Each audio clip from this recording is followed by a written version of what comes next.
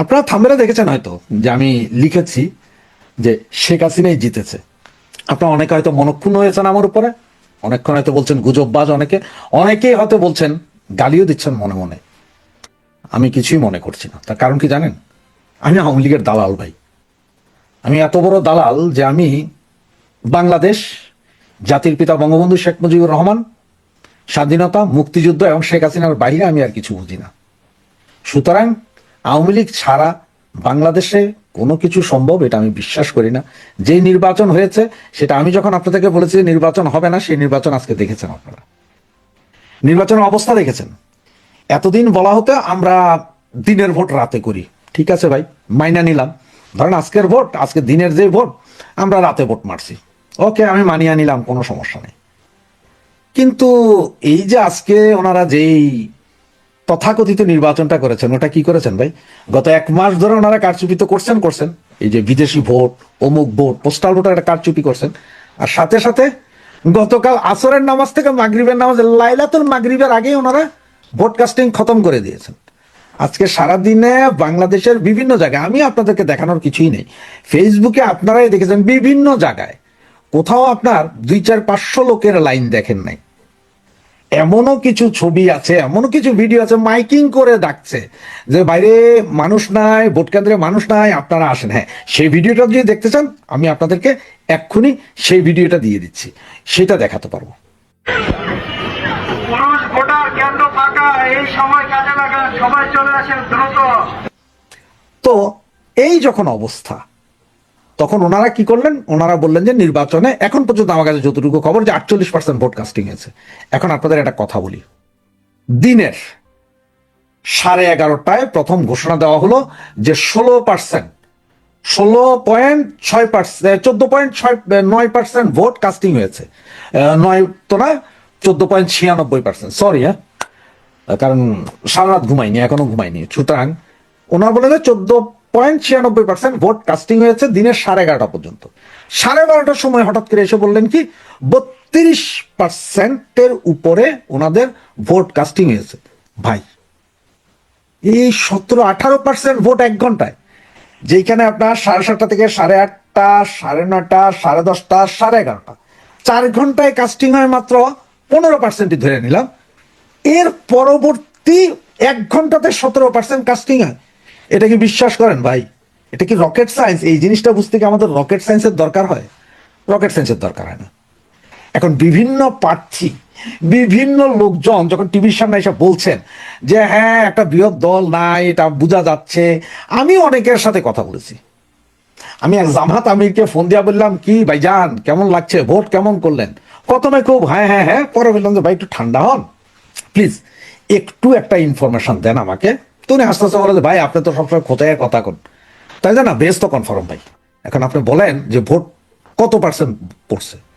ও কয় যে ভাই আমাদের বাধা, জামাত নেতা উনি কয় যে আমাদের বাধা ভোট 20%, টোটাল 20% পড়ছে। আসলে আপনি যদি সারা বাংলাদেশে হিসাব করতে চান, এই 20% ভোটই পড়ছে, তার থেকে 1% ভোটও বেশি পড়ে নাই। এটা জামাতের এক আমিরের কথা। তার মানে বুঝেন। তাই বলে যে ভাই তাহলে আর বিএনপির ভোট কই গেল? কয় যে ভাই ওদের কি কে দিব, ও গুন্ডা পান্ডাদের কে দিব? আমি কই তার মানে তো 80% আওয়ামী লীগের নাকি? ওনা না করে বলে যে আসলে আওয়ামী লীগ না থাকার কারণে, আর যেইভাবে আপনারা চালাইছেন গান মান বানাইয়া ভাই, কয় তাতে মানুষ আর ঘর থেকে বাইরে নেই। আমি কি যে হ্যাঁ, আর গতকাল রাতে আপনারা যেইভাবে মারামারি শুরু করছেন, তাতে মানুষ আর কি বাইরে, আপনাদের যে ঘৃণা করে এটা বুঝেন, চুপ হয়ে গেছে। তো আজকে সারাদিনের যে ভোট কেন্দ্রের অবস্থা আপনারাও দেখছেন, আমিও দেখছি, সারা বিশ্বই দেখে আছে। তাতে দেখলেন এখন সরকার হয়তো ডিক্লেয়ার দিবে। দেখেন ওই যে সরকারের আরেক উপদেষ্টা গত 2 দিন আগে বলছিল 50-56% ভোট কাস্ট হবে, ওদের টার্গেট হচ্ছে ওটা। আর পুরো সরকারি ব্যবস্থাটার টার্গেট হচ্ছে যে 50-56% ভোট কোনো মতো আইনা হইলো, কিছু না হোক 50% হইলেও আইনা যাতে ভোট জিতে, এইটার চেষ্টা। এই কারণে এই ভোট বাড়ানো হইল। এখন ওনারা কিছুক্ষণ আগে বললেন যে 48%। আচ্ছা ধরলাম 50% যদি ভোট কাস্টিং করেন, ধরেই নিলাম যে একদম ফেয়ার ইলেকশন, সবাই গেছে, 50% ভোট, 32টা দল মিলা 50%, তাহলে একক আওয়ামী লীগের ভোট কত ভাই? বাকি 50%। তো আপনি 50% লোকের বাইরে রেখা একটা অবৈধ নির্বাচন করবেন, আর সেই নির্বাচনকে আমি কমু যে আওয়ামী লীগ বিহীন নির্বাচন হবে? সারা পৃথিবী মানবে না। এখন সবাই ক্যালকুলেটারের হিসাব নিয়ে বসবে যে ওই যে 7:30 থেকে 11:30 পর্যন্ত 14.96% ভোট, আর ঠিক তার 1 ঘন্টা, জাস্ট 1 ঘন্টা, 12:30, এগুলো আমার কথা না, এগুলো আপনি পত্রপত্রিকা খুললেই পাবেন, 1 ঘন্টার ভেতরে উঠে গেল আরো 32.4% ভোট। ক্যান ইমাজিন ভাই? আপনি ইমাজিন করতে পারেন? তাহলে 17-18% ভোট 1 ঘন্টায়। আবার সেই সময় আপনার মাইক দিয়ে ডাকতেছেন, ভাই ভোট কেন্দ্রে আসেন, ভোট কেন্দ্রে আসেন। মনে হলে কি জানেন, পুরান কাপড় চোপড় ব্যস্ত আছে বা মাছ বাজারে মাছ বেছে, এই ছায়া ছায়া লো, বাইচা বাইচা লো, টোকাই টোকাই লো, এই অবস্থা। তারপরে তো সিল মারার অবস্থা দেখছেন, বিভিন্নভাবে সিল মারার অবস্থা দেখছেন কিভাবে। কই ভাই, আওয়ামী লীগ আমলে তো বলো ব্যাপক লুটপাট হইলো। এর তো এত ভিডিও হয় নাই যত ভিডিও এই মুহূর্তে আপনারা আমাদেরকে, যত ভিডিও আমাদেরকে দেখার সৌভাগ্য করে দিয়েছেন। তো আমরা আপনাদের অবস্থা দেখলাম, ভোট দেখলাম। তো এখন এর পরে আমরা দেখি, আর এদিকে আবার ডারবিন নাসির কি ঘোষণা দিয়েছে তা তো জানেন, 5 ঘন্টা আগে উনি বলেছেন উনি ভোটে জিতুক চাই না জিতুক, বিএনপি কে ওনারা দেশ ছাড়া করবে, ধ্বংস করে ছাড়বে। এখন আমরা খেলা মাত্র শুরু, পিকচার আভি শুরু হওয়ায় তো একটু আমরা বসে বসে আরো পপকর্ন নিয়ে দেখি আজকে এই যে ভোট গণনার পরপর থেকে কি শুরু হয়, দু একদিন কি ঘটে। আওয়ামী লীগের খেলা আগামী সপ্তাহ থেকেই খেলি না হলে আমরা। সে মানুষটি হচ্ছেন জাতীয় নাগরিক পার্টি এনসিপির নির্বাচন পরিচালনা কমিটির প্রধান এবং মুখপাত্র, সাবেক উপদেষ্টা, এবং যার বিরুদ্ধে প্রচন্ড রকম দুর্নীতির অভিযোগ, সেই আসিফ মোহাম্মদ সজীব ভাই বলছেন যে আওয়ামী লীগ যদি দেশে ফিরে আসে তাহলে সবার আগে আমি আত্মহত্যা করব। মানে একটু কিরকম খটকা লাগে না শুনতে? তাহলে কি কোনো আলামত তারা পাচ্ছেন, বুঝতে পারছেন যে আওয়ামী লীগ ফিরে আসা এটা কেবলমাত্র রাজনৈতিক বাস্তবতা না, কেবলমাত্র এটা একটা সময়ের বিষয়? তাদের নেতারা প্রত্যেকেই নানানজন নানান কথা বলছেন। নাসিরউদ্দিন পাটোয়ারি আজ এসে হঠাৎ করে খেপে গিয়ে বলছেন যে বিএনপিকে তারা এই দেশ থেকে নিশ্চিহ্ন করে দিবে, মির্জা আব্বাসের তার যে আস্তানা সেটা খান খান করে দিবে।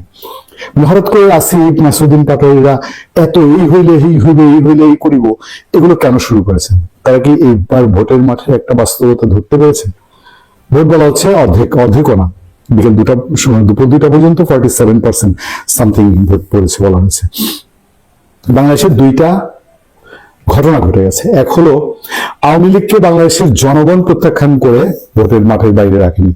আওয়ামী লীগকে জামাতে ইসলামী, এই যে এখন তার একটা রব ভাব দেখছেন, এই ভাবটা ধরে রাখার জন্য, মানে উইদাউট আওয়ামী লীগ মাঠের যে অবস্থা, সেইখানে জামাত এই অবস্থানটা রাখতে পারে জন্য, এই জন্য আওয়ামী লীগকে সরকারের উপর প্রেশার করে তারা নির্বাচনী প্রক্রিয়ার বাইরে রেখেছে। বাট জনগণ যারা আওয়ামী লীগের সঙ্গে আছে, তারা যে সেই দলের সঙ্গে আছে, এটা এই দেশের অর্ধেক জনগোষ্ঠীর ভোট দেওয়ার মধ্যে দিয়ে প্রমাণ হয়ে গেছে। এবং সেটাই হয়তো এই আওয়ামী লীগকে বাইরে রাখার যে পার্টিরা সুবিধা নিতে চাইছে তাদের মাথা খারাপ করে দিয়েছে। আমি এই বলছি না যে বিএনপি ক্ষমতায় গিয়েই সে সাদরে জামাই আদরে আওয়ামী লীগকে নিয়ে আসবে, কারণ আওয়ামী লীগের যেরকম 17 মাসের ক্ষত, একদম দগদগে ক্ষত, বিএনপির লোকজনের হামলা মামলা, নানান রকম দখলদারিত্ব, চাঁদাবাজি, বিএনপিরও কিন্তু আওয়ামী লীগের মামলা হামলার ক্ষত সম্পূর্ণ মানে সুস্থ হয়ে যায়নি, সম্পূর্ণ ক্ষত দূর হয়ে যায়নি। তাদের দুই দলের প্রতি যে অন্যায় অবিচার, সেটার দগদগে দাগ এখন তাদের মধ্যে রয়ে গেছে। কিন্তু বিএনপি তার অপোনেন্ট, বিরোধী অংশ হিসেবে কাকে চুজ করবে? এই যে জামাতের লোকজন, জামাতের জোটের লোকজন বলছে বিএনপিকে ছিন্ন ভিন্ন করে ফেলবে, নিশ্চিহ্ন করে ফেলবে এই দেশ থেকে, এই সিগন্যাল গুলোকে বিএনপি পাচ্ছে না যে আওয়ামী লীগ তাকে তো অন্তত নিষিদ্ধ করেনি, আওয়ামী লীগ দেশ ছাড়া করেনি। কিন্তু এই লোকগুলা ভবিষ্যতে আওয়ামী লীগ বিহীন মাঠে যদি এরা আরো বাড়তে থাকে, তাহলে বিএনপিকে সত্যিকার অর্থে বিএনপির উপরে আঘাত করবে শক্তভাবে এবং বিএনপিকে আওয়ামী লীগ বানানোর চেষ্টা করবে।